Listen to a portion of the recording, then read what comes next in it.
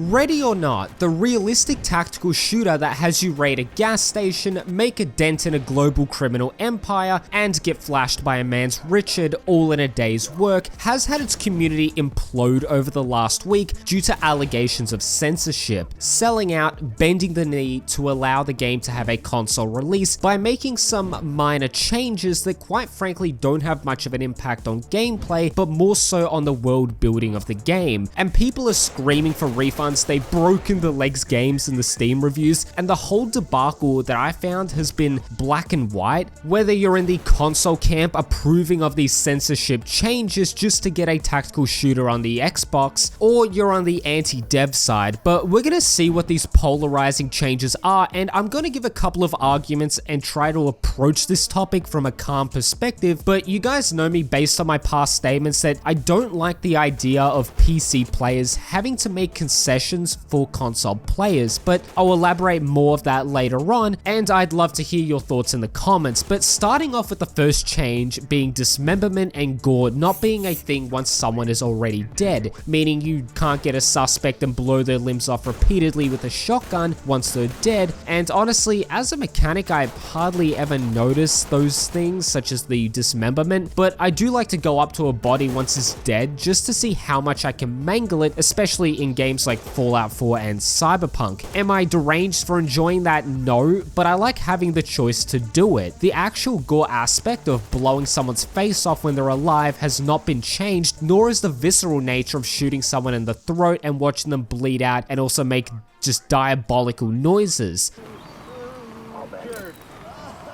Some torture graphics were toned down, especially in regards to the guy on the Narcos level, but it still tries to retain that messed up nature of the situation. The next one being the nudity changes. The girls in the container dock will be covered up. You also unfortunately, and I'll elaborate later on, won't be getting flashed by Gerard's cock and balls anymore. They also changed some treatment towards children. If you've been in the basement, you'll know what I mean, considering you just feel dirty being in there. But I also imagine some of the other real life photos were removed and the girl on the crack house level is no longer going to be convulsing and she'll be asleep instead. They've also made some other changes to child related material, especially on the streamer level, but that has been changed for narrative reasons apparently. Now let's get into the meat and potatoes. I've seen some people argue that these are minuscule changes and if you don't like them, you're probably a basement dwelling gooner, to other people saying there is a blatant pattern of double standards expressed by these companies. But let's look at the container change. Now, I think this is one of the more severe changes since it goes from an in-your-face reality shock of the horrors of the sex slave industry in the real world to them wearing pretty clean underwear. Without the change, I love how it's in your face by showing you that these women aren't human. They're treated like cattle in the same vein animals are transported on a truck, packed together with little ventilation and no sense of care other than a price tag attached to them to ensure they retain some modicum of value once they reach their destination. If we compare it to the change, it looks like the criminals have had the decency to wash the clothing or buy them a new pair, and I find that this dilutes the shocking nature of making that big reveal, at least make the clothing tattered or absolutely filthy, since this change is set in stone and is unfortunately going into the game. A side note, I did prefer the beta version of the container scene since it was just creepier opening it and walking into this dark void just to see a woman sitting down next to a bag of dog food. I really felt like that beta version portrayed the creepiness a little better, but the next nudity change is in regards to Gerard's cock, and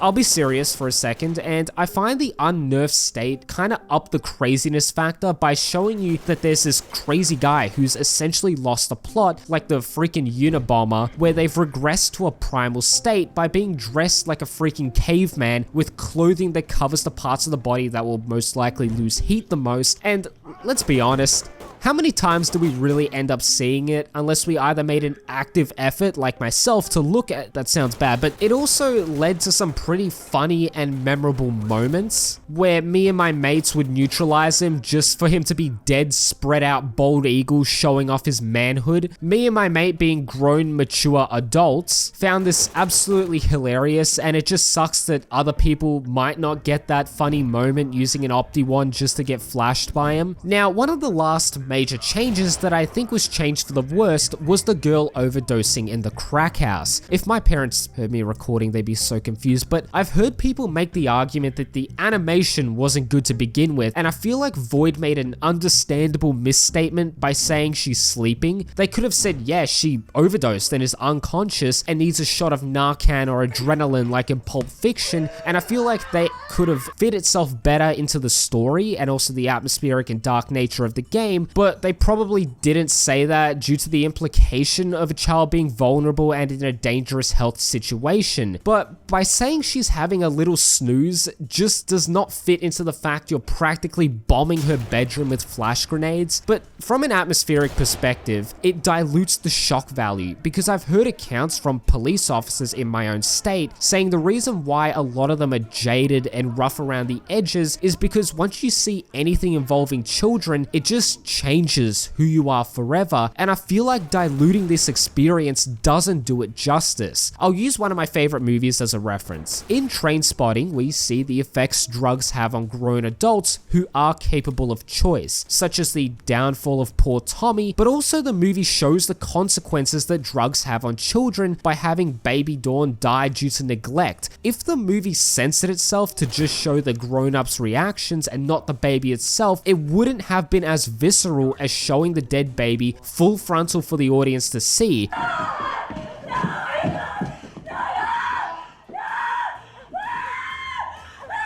And anyone that has watched that movie probably felt the same way I did, which was utter shock and disgust. And quite frankly, the movie is probably the best anti-drug film you'll ever see. And I feel like Ready or Not, by changing this in particular, is downplaying the effects drugs have on children with no fault of their own being born into these circumstances. And that's literally a big part of the game. It just shows you unfiltered, sort of like Trainspotting does, that yeah, like you want to go do drugs, this is the reality of it. You live a very comfortable and oblivious life. Well, here is a reality check that life is a miserable hellhole, and it's kind of like how I used to watch, gore videos back when I was younger. My dad introduced me to rotten.com, and honestly, ever since a young kid, it made me realize that within the blink of an eye, you can die, you can be gone, and to cherish and enjoy while your life may be crappy, it's still simple, it's still basic, because these police officers and many other people in the real world are being exposed to just horrors beyond your coddled imagination. But another argument I see gets brought up is that Baldur's Gate, Cyberpunk, Red Dead, a bunch of popular games are being sold, yet they don't get censored. A mate of mine brought up the argument that since Ready or Not portrays itself as close to real life as it can, then the implications are greater, hence why it needs to be censored. But that leads back to the idea that Void marketed themselves as people in the past who won't dilute themselves for anyone. If they want to show a convulsing child or have a school shooting level, they damn well will implement it, and many people such as myself would not only have backed the game, but bought into the supporter edition with the idea that these guys with that mentality are probably going to struggle to get funding from investors, so they need every dollar they can to see through their vision. Because to these people and myself who bought into the supporter edition, it just stings that these changes are being implemented years after the game has released just to break into a new market. And this is why I do hold some of the blame on Void, but a large part of the blame I do put on towards Sony and Microsoft for being overzealous and saying that this game is too much and it needs to be toned down for our market, which is incredibly frustrating because not only do they do this, but governments also do this by interpreting me and you, grown adults, are not capable of differentiating between reality and fiction. But another thing I've seen people say is, why don't the devs just make it so there's two different clients or versions of the game? And the devs have said it's essentially too much work. Now, the game does have a server-side checksum whether you want to play vanilla or end up in a weird modded multiplayer lobby. I still think the devs should have gone through the effort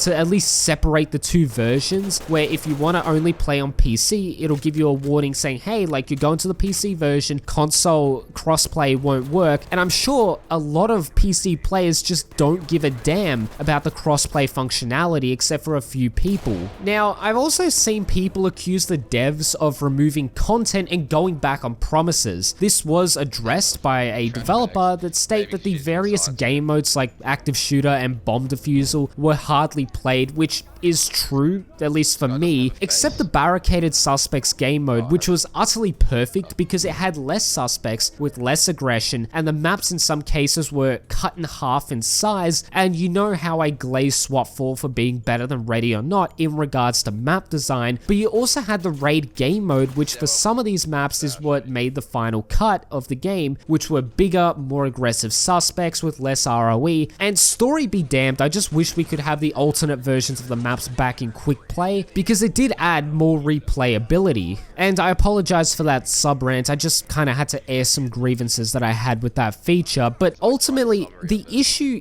isn't necessarily with what is getting censored, because yes, in the grand scheme of things, these changes don't affect the fun factor, they don't affect the gameplay, it's just the fact that they are being changed at all, years after release, years after marketing themselves as people that don't give a damn, just to get into the console market. And the devs have said that they've worked too hard on this for them to abandon it, which I can understand, especially if they want to make more money to continue the development of the game, but me and a lot of people that back this game early just feel like it's a bit of a spit in the face once they've taken our money, that our opinion and our gameplay and our preferences just don't matter. But look, I went on a long rant, and some of these points might be absolute hogwash to you, and you might not agree with them, but that's fine, because the reality of the situation is that these changes are sealed. Because, based on my own speculation, the people that have brought the game and that are upset by these changes, such as myself, you're not going to be able to stand up to the console market. They would have had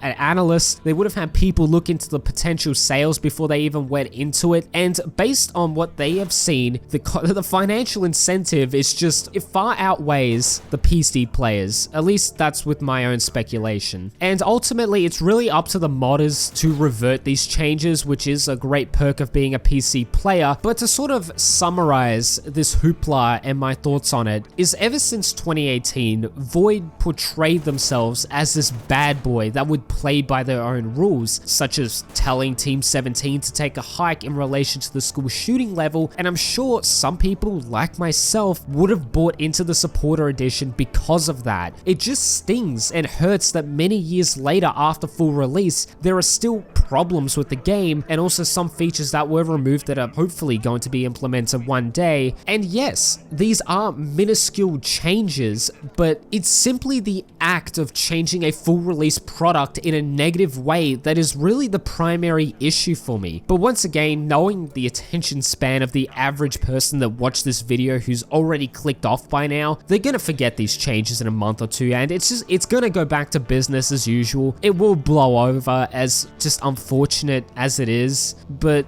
I'm gonna end today's video there. Leave a comment because I'd love to hear your thoughts, and also subscribe because we are close to 20k. My name is Tan2, and I'll catch you guys in the next video. Peace. Ah!